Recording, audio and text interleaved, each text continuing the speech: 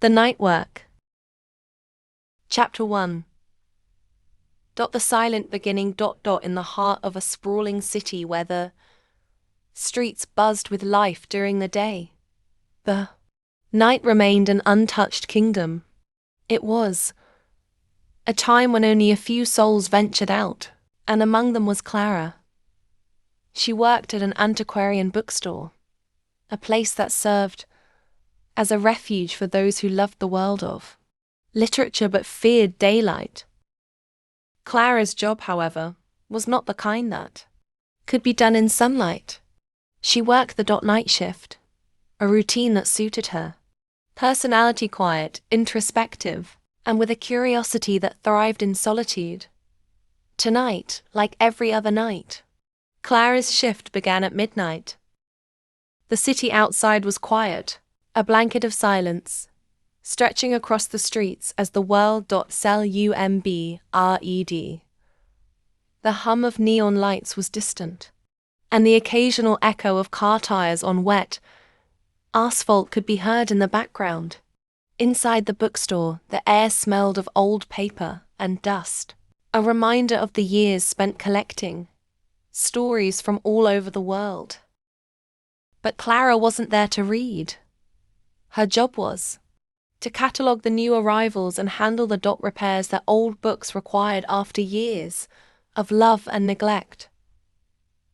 Her work was demanding but meditative, and it allowed her to escape the noise of daily life.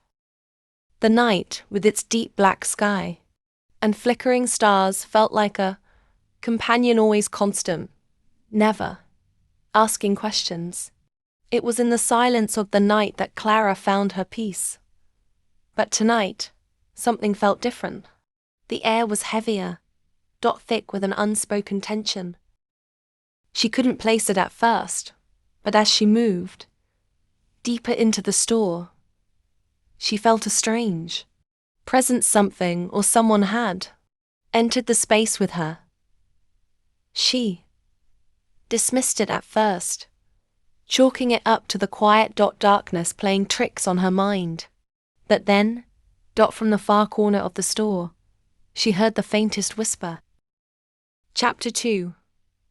The whisper in the dark.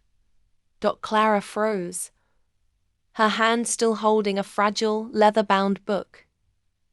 The whisper had been soft, almost imperceptible, like the rustling of pages in the wind. It had come from the back of the store, where the oldest books were kept. The shadows in that corner were thick and almost impenetrable, but Clara could sense that something was there, something unfamiliar. She took a step forward, the floor creaking beneath her boots.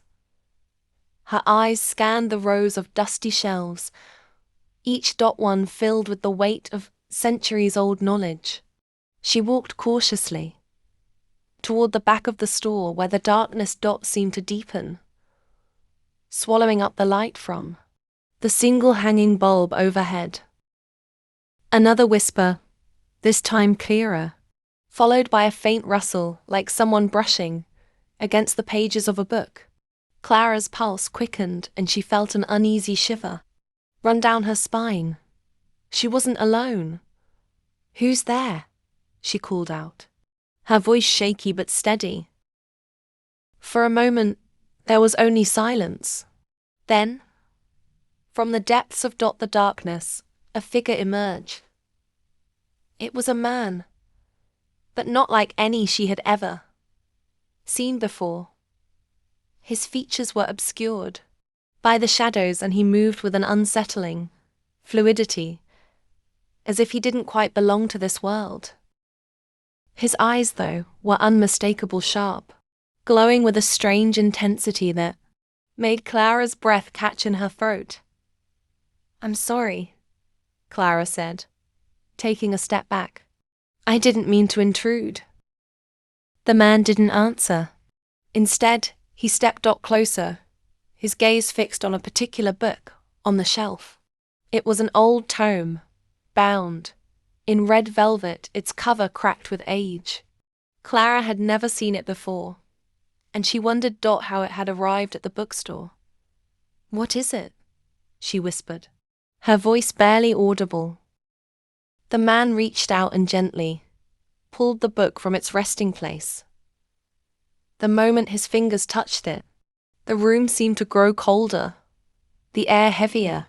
Clara's heart raced as she watched him flip through the pages with an unsettling reverence.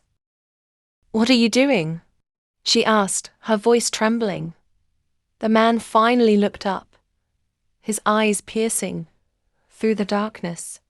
"This book holds the key," he murmured, his voice a low rasp, "to the work of the night." Chapter 3. The key to the night. Clara didn't understand. The work of the night? What did that even mean? She took another cautious step toward the man, her mind racing to make sense of what was happening. Her job, her quiet life in the bookstore had suddenly been upended by this mysterious stranger, and the strange book he was holding. The key to what? She pressed, her curiosity overcoming her fear. The man closed the book gently as though it were fragile, and placed it on the counter. He turned to Clara, his gaze softening slightly. "The work of the night is a task that has been passed down for centuries," he explained, his voice carrying the weight of ancient knowledge. "It is a calling to those who are willing to step into the darkness and understand the mysteries that govern the world when the sun is gone." Clara's heart pounded in her chest. She was no stranger to the idea of secrets hidden in the night, the quiet hours, when anything seemed possible, even magical. But this felt different. There was a heaviness in his words, a gravity that she couldn't ignore. "What's in the book?" she asked, trying to keep her voice steady. The man looked down at the tome, his fingers hovering over the pages as if the mere act of touching it required immense concentration. "This book holds the knowledge of the night's work," he said. "But it is not something that can be shared freely. Only those chosen by the book can understand its true meaning." Clara's breath caught in her throat. "Chosen? How?" The man's eyes locked onto hers. "You have already been chosen, Clara." Chapter 4. Into the dark. The words lingered in the air like smoke, and Clara felt an overwhelming sense of unease and intrigue. Chosen? She had never asked for anything like this. She had never desired to be part of some secretive ancient order. She had been content in her own world, surrounded by books and working in the quiet stillness of the night. But something about the man's presence, his intense gaze, pulled her in. There was a force here, something larger than herself, and she couldn't ignore it. "What do I have to do?" she whispered, her voice barely audible. The man smiled faintly, but the smile was devoid of warmth. It was the smile of someone who knew that once you were part of this world, there was no turning back. "First," he said, "you must read the book. Only then will you understand what must be done." Clara hesitated. The idea of reading the book, of stepping deeper into the mystery, both terrified and fascinated her. She had always been drawn to the unknown, but this felt like something far beyond anything she had ever imagined.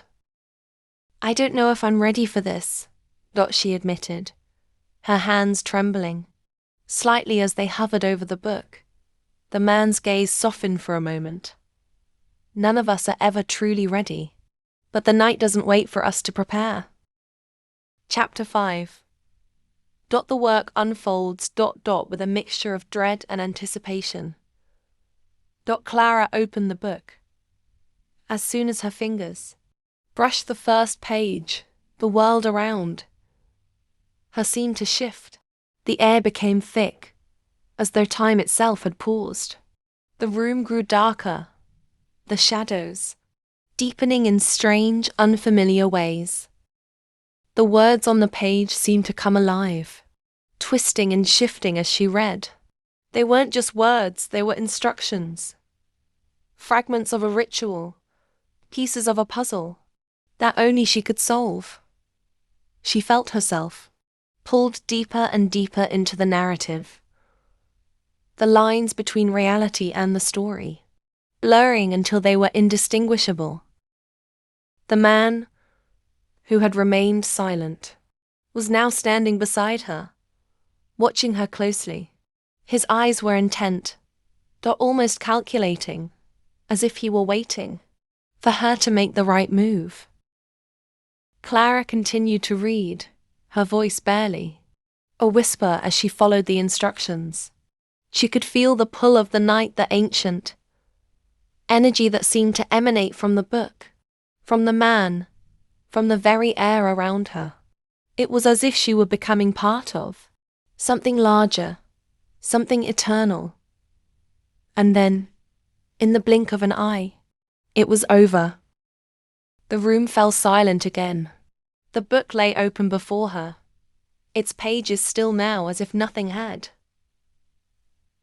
changed. But Clara knew better. Something had shifted. The work of the night had begun, and she was no longer just Clara, the librarian. She was now a part of something ancient, something far beyond her understanding. The man turned to her, his expression unreadable. "It has begun," he said simply. "The work of the night is yours now." Chapter 6. The endless night. As Clara closed the book and she knew that nothing would ever be the same again. The night had its own rhythm now, and she was bound to it. The man, who had been a stranger only hours before, was now her guide, her mentor, in this strange hidden world. And though she was afraid, she didn't fully understand what she had just become a part of, Clara couldn't help but feel an overwhelming sense of purpose. The night held its secrets, and she was now one of the few who could begin to unravel them. The man turned to her one final time, before stepping into the shadows. "Your journey is just beginning," he said, his voice fading into the distance. Clara took a deep breath and stepped into the darkness, ready to embrace the work of the night.